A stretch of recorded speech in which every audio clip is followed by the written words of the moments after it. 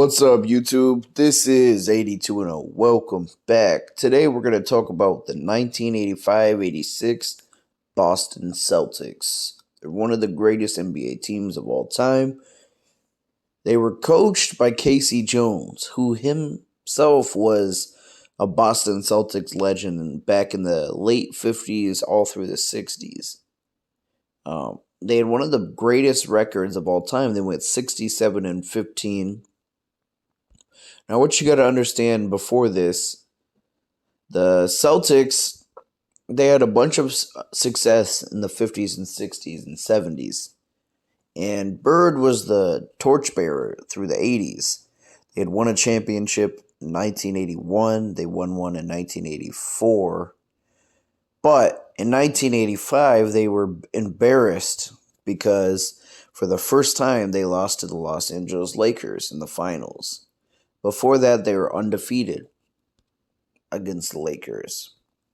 So this Boston Celtics team kind of got their mind right and retooled themselves. And I think Bird himself was on a mission for revenge. Did it happen? Well, no, because the Lakers didn't actually make it back to the finals that year. And I don't think it mattered if the Lakers were in the finals or not. I think the Celtics team would have won regardless. And Bird himself was probably the best player in the league at that point.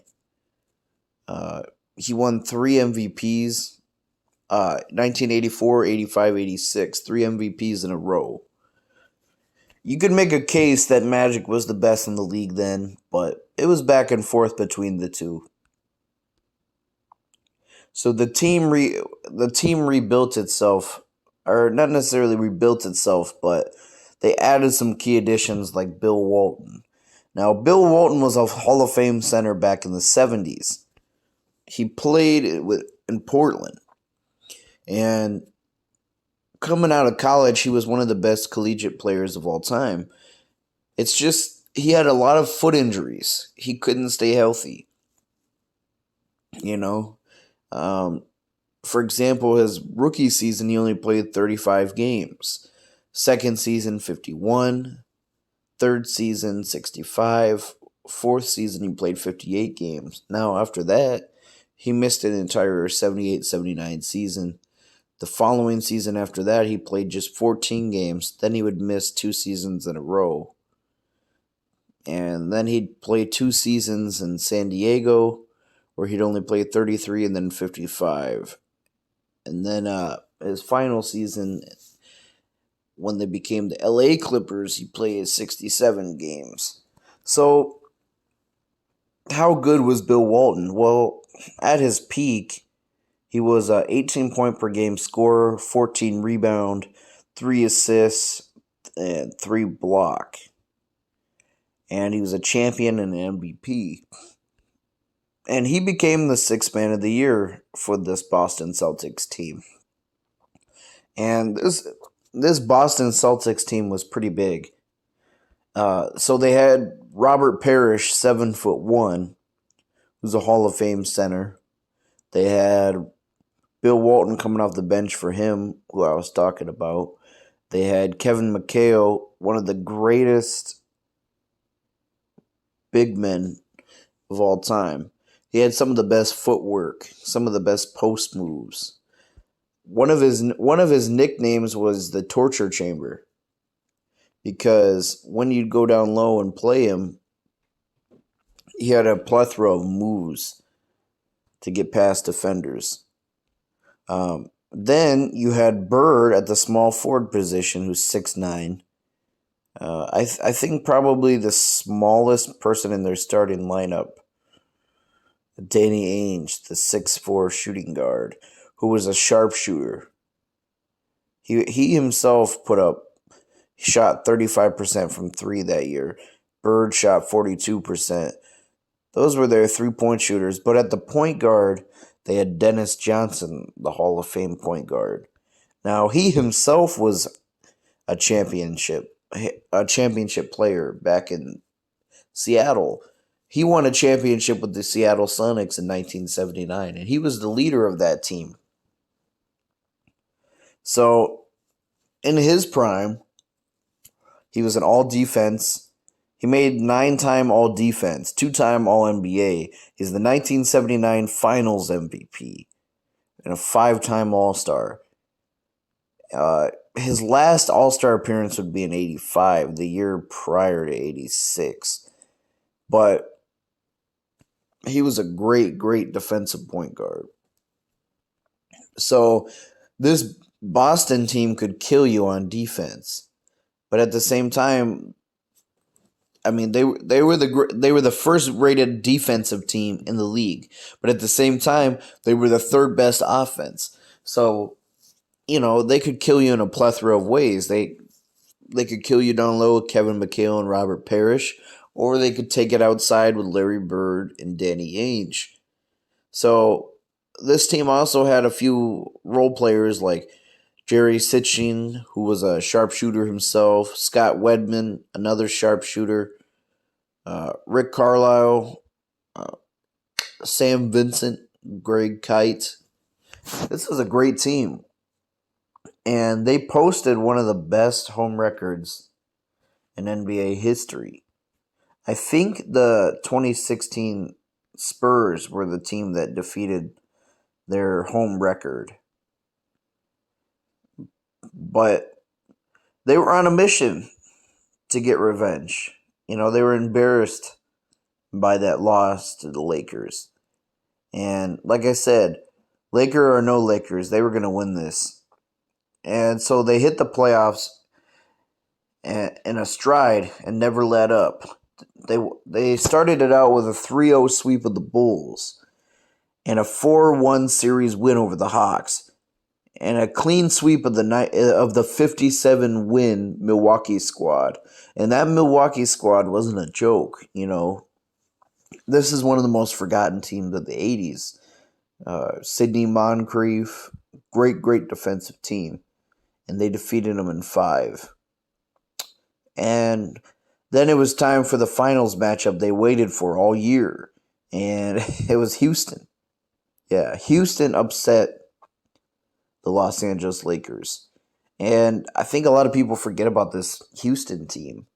It was the Twin Tower pairing of Hakeem Olajuwon and Ralph Sampson. They upset the Lakers in 5 games.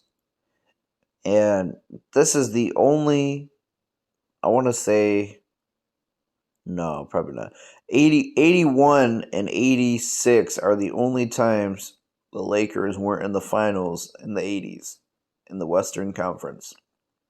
Kind of crazy to think about. And coincidentally enough, in 81, the team that was in the finals was the Rockets. Although it was a different Rockets team. I know that sounds weird. It was Moses Malone leading them. It wasn't Hakeem or Ralph Sampson yet. But this was Hakeem Olajuwon in his second season. Very, very young. And I remember watching this series, listening to the commentators talk about Hakeem.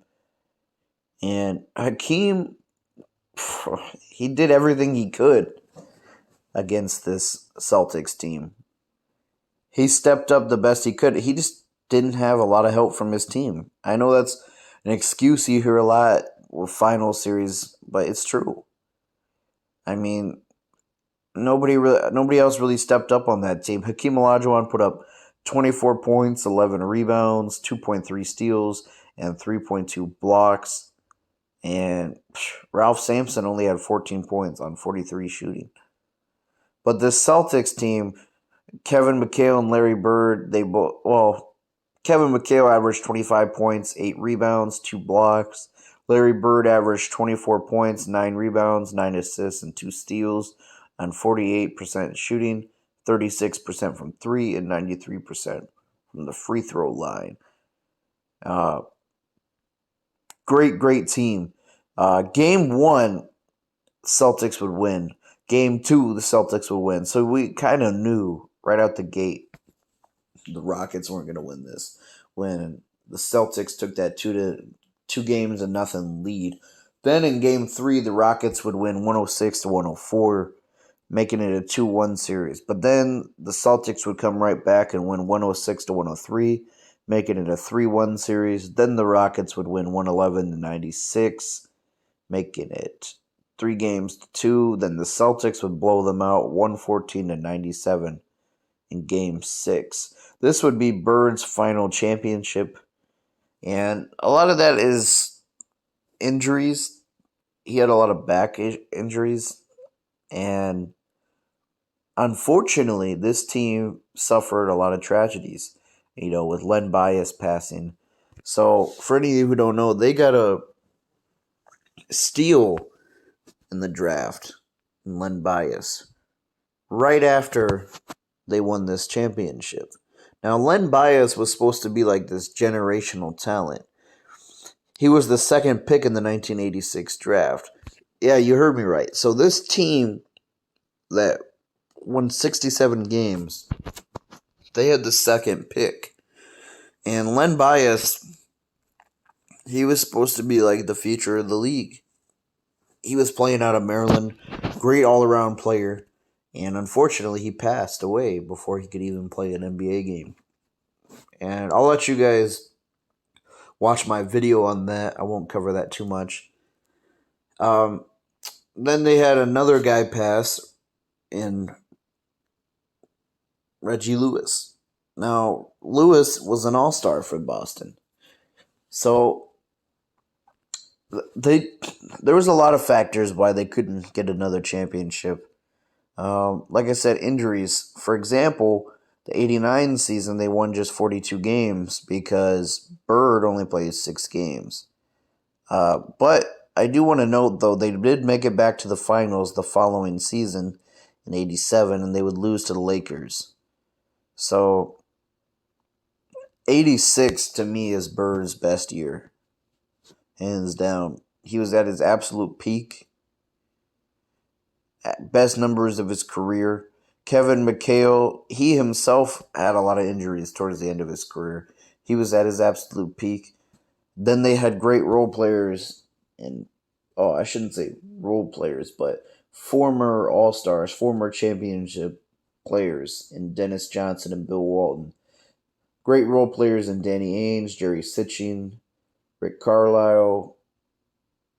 So, to me, this is probably, like I said in my last video, this is a top 5 team of all time. And where you rank them was up to you. Let me know what you guys think down below. Where do you rank the 86 Celtics? Are they the greatest team of all time? Let me know your thoughts. Thanks for watching, guys.